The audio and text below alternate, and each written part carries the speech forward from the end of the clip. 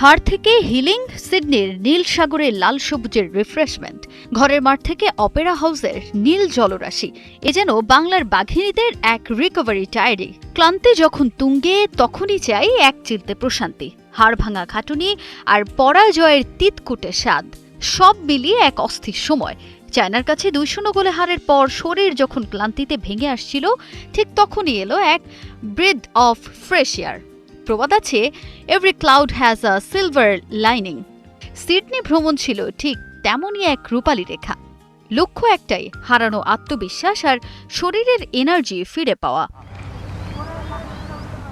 Asian কাপের মূল পর্বের সূচনাটা ঠিকঠাক না হলেও পরের গল্পটা রঙিন করতে চান ঋতুপর্ণা ফিদারা, আর সে লক্ষ্যে কাক ডাকা ভোরে রিকভারি অন দ্য পিচ। সকালটা শুরু হয় সিডনির জুবিলি স্টেডিয়ামের ঘাসে।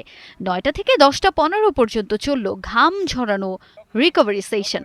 হেড কোচ পিটার বাটলার আর ফিটনেস কোচের কড়া নজরদারিতে চলল রিজেনারেশন এক্সারসাইজ। যারা চায়নার বিপক্ষে মাঠে 60 মিনিটের বেশি সার্ভিস দিয়েছেন, তাদের জন্য এদিন ছিল লাইট মোবিলিটি আর রিল্যাক্সেশন। যারা কম খেলেছেন, তাদের জন্য ছিল 45 মিনিটের হাই ইন্টেন্সিটি ড্রিল, যাতে ম্যাচ শার্পনেস বজায় থাকে। সেশন শেষে বরফ শীতল আইস রিকভারি প্রোটোকল দিয়ে পেশির ক্লান্তি দূর করলেন ঋতুপর্ণা চাকমা।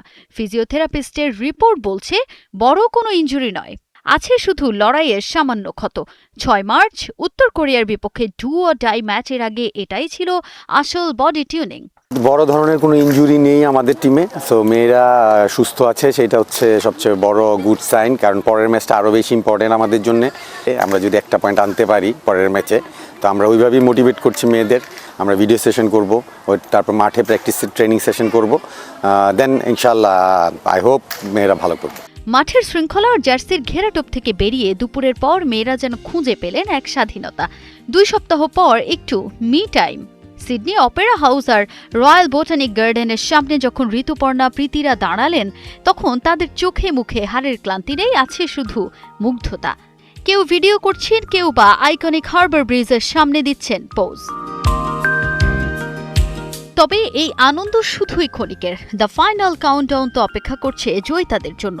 সামনেই যে উত্তর কোরিয়ার অগ্নি পরীক্ষা, তাই আবারও শুরু হবে বাংলার মেয়েদের ব্যাটল মোড। এই রিফ্রেশমেন্টটি তবে 6 তারিখে মাঠে ঝোড়ো পারফরমেন্স হয়ে ফিরে আসবে। পার্থে যাওয়ার আগে সিডনিতে টিকে থাকতে হলে জয় ছাড়া কোনো পথ নেই। প্রত্যাশা করা যায় এই সাইড সিংই উত্তর কোরিয়ার বিপক্ষে ম্যাচের আগে বাংলার মেয়েদের চার্জ আপ করবে। তাজিন খন্দকার, ৭১।